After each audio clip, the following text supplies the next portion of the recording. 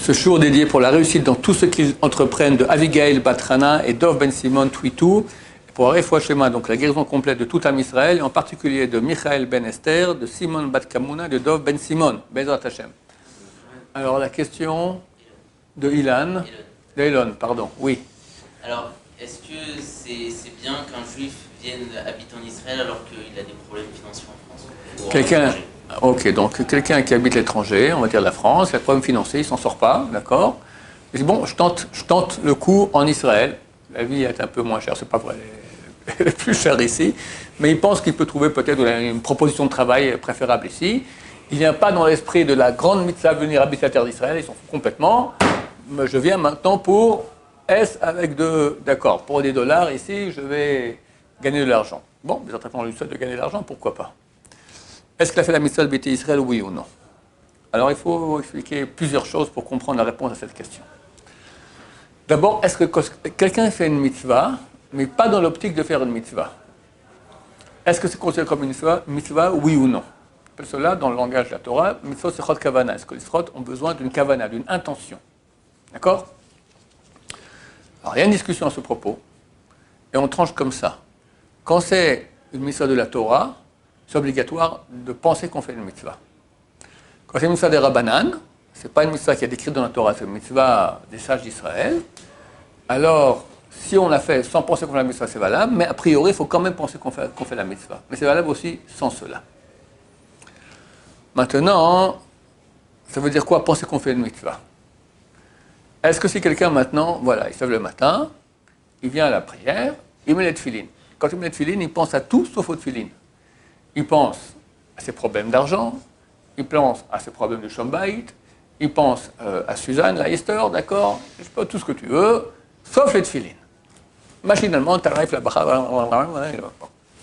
Est-ce qu'il a fait la mitzvah, oui ou non? Réponse oui. Bien que les tefilines, c'est la mitzvah de la Torah, et qu'il faut l'intention. C'est quoi l'intention? Alors c'est clair, s'il pense, je fais maintenant la mitzvah, c'est de la Torah, comme c'est écrit, il est tout à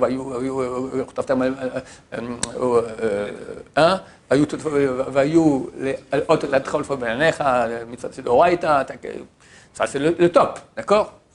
Mais si maintenant il pense à rien, est-ce qu'on considère maintenant qu'il a fait la mitzvah oui ou non? Dans les tefilines, oui. Parce que forcément, quand il met les tefilines, pourquoi il le fait? Quelqu'un ne met pas des tefilines par inadvertance. Je suis dans ma chambre, je vous trouvez que par inadvertance, ma main a pris les tefilines, les amis, sans que je fasse attention. C'est clair qu'il y a ici une petite intention de faire une mitzvah, bien qu'il n'a pas pensé du tout à rien. Mais dans les actes, c'est clair qu'il y a ici il fait une mitzvah. Idem le talit. De quoi on parle que la mitzvah n'est pas comptée, quand c'est une mitzvah de la Torah, il faut qu'il se fasse une mitzvah qui est faite vraiment sans aucune intention. Par exemple, il lit dans la Torah. Maintenant, il y a le mitzvah de lire Shema Israël, matin et soir. Lui, il ne fait rien du tout, il ne fait pas la prière. Mais il lit la Torah en hébreu. Et le matin, voilà, il est en train de lire, maintenant il dit Shema Israël, Hashem Elokeinu Hashem Echad, V'ahavta Hashem Elokecha b'chol levav v'chol. Il a lu les versets de Shema Israël, mais il n'a pas pensé faire la mitzvah. Là, vu qu'il n'a pas du tout pensé faire la mitzvah, est-ce qu'il a fait? Il n'a pas fait dans une intention de faire la mitzvah, de lire Kirat Shema le matin. Il a fait dans l'intention de lire de la Torah, ou par curiosité, ou pour la mitzvah d'étudier la Torah, mais pas pour celle de faire la mitzvah de Kirat Shema. Donc il n'est pas rendu quitte de la mitzvah de Kirat Shema. Pour ça qu'ici, avec vous remarquerez, on fait Baruch Ata Hashem, Ohevet Amo Israël, Baruch Ata Hashem, Ohevet Amo Israël, on s'arrête et on se concentre. Je vais faire maintenant le mitzvah de la Torah, de Kirat Shema. C'est bien en passant de Kirat Shema, de Yichud, de l'unité de Dieu, le premier des commandements, je serai, tu n'auras pas d'autres, 4 mitzvot, tu fais Shema Israël. Il y a un petit silence avant qu'on fasse Shema Israël pour penser qu'est-ce qu'on va faire. Maintenant, si même quelqu'un n'a rien pensé, il fait Shema Israël, c'est clair qu'il le fait maintenant pour la mitzvah de Shema Israël du matin. Je parle d'un cas très précis, dont parle la Gemara, quelqu'un qui lit dans la Torah, maintenant il n'a pas pensé faire la mitzvah. Là, il n'est pas rendu quitte. Autre cas de figure. Le type est complètement non religieux, il va voir son cousin qui est religieux, c'est Sukkot. Et il dit, viens, on va au balcon. D'accord, on va au balcon, et il a fait la soukha dans le balcon, comme ça. Il dit, ah, c'est sympa le feuillage, c'est bien, on est vraiment à l'aise ici. D'accord? Et il mange là-bas.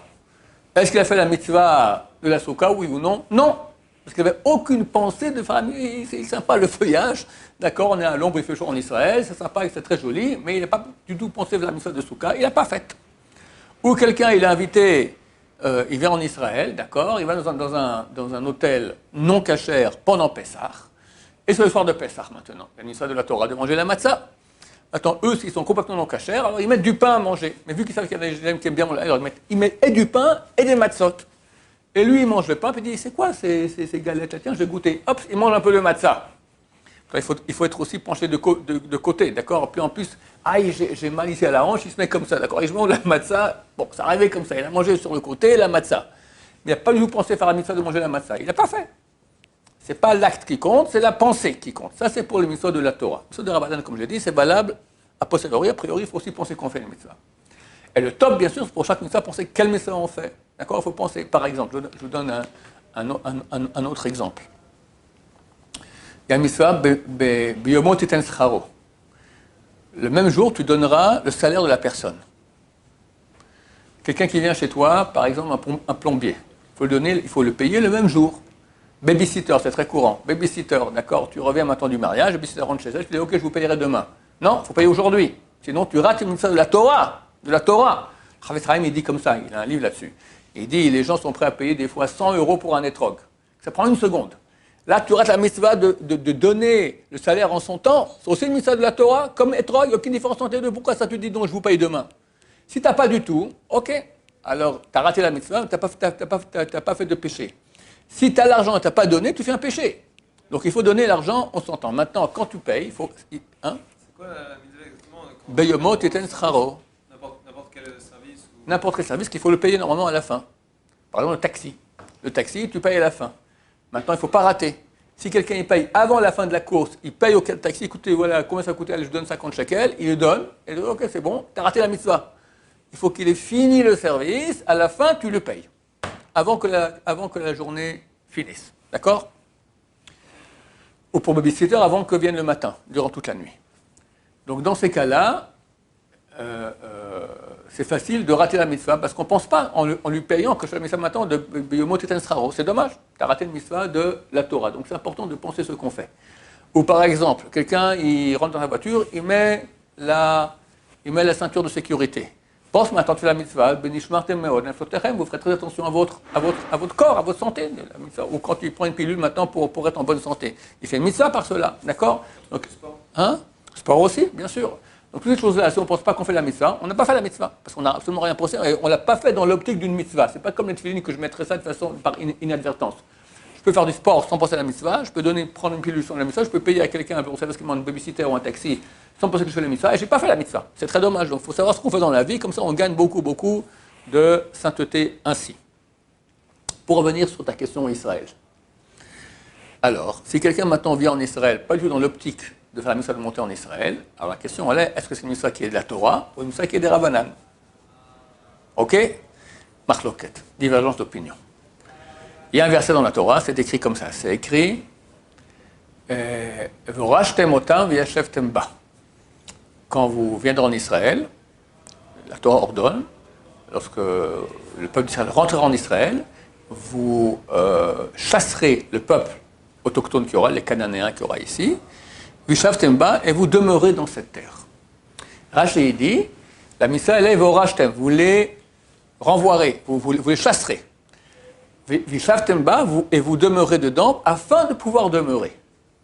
Il n'y a pas de mitzvah dans le fait de demeurer. Il y a le mitzvah de les chasser pour pouvoir demeurer. Mais il n'y a pas le mitzvah de demeurer. Donc pour Rashi, et c'est l'avis du Maïmonide aussi, le Rambam, qui dit qu'il y a un mitzvah assez des Rabbanan, des sages d'Israël, d'habiter la terre d'Israël. Le Rambam, il écrit qu'on peut quitter la terre d'Israël pour 4 raisons. Mais c'est interdit des Rabbanan.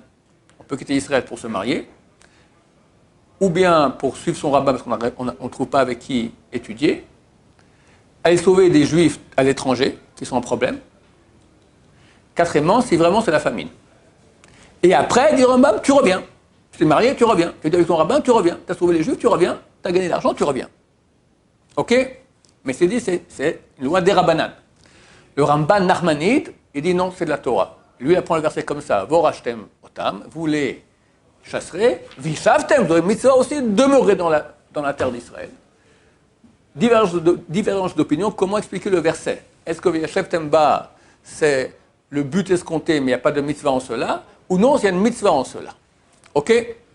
Donc d'après ce que j'ai dit maintenant comme introduction, que pour le mitzvah de la Torah, il faut penser ce qu'on fait. Quelqu'un qui pense en Israël, il vient en Israël, mais il ne pense pas qu'il fait la mitzvah de Israël, il n'a pas fait si c'est de la Torah. C'est de la banane, c'est bien de penser, mais Bediavad, a posteriori, s'il n'a pas pensé, alors il est rendu quitte. Maintenant, ce n'est pas seulement le fait d'arriver, mais même d'être en Israël, c'est une mitzvah. D'accord? C'est pas quand tu arrives à l'aéroport, tu fais la mitzvah, après c'est terminé. Donc chaque moment que la personne pensera qu'elle est en Israël, maintenant qu'elle fait une mitzvah d'habiter la terre d'Israël, même si au début il est venu malgré lui, pas malgré lui, c'est Hachem qui lui a dit, mon cher ami, ça suffit, bye bye, tu reviens, come back, tu reviens en terre d'Israël. Alors il a fait des problèmes, et il a dû venir. Baruch Hachem, Dieu l'aime, il a aidé à venir en Israël. Si maintenant, une seule fois, il pense, je fais la mitzvah d'être Israël, à ce moment-là, il fait la mitzvah. Ok? Ça vaut la peine de venir en terre d'Israël, parce que très bientôt, c'est la fin, et les textes disent que c'est mieux d'être en Israël à la fin qu'à l'étranger. Celui qui ne peut pas, il ne peut pas. Alors Dieu le protégera depuis là-bas, à condition qu'il appelle Hachem, qu'il invoque Hachem, et fasse tshuva. Baruch Adonai, laolam, amen va amen.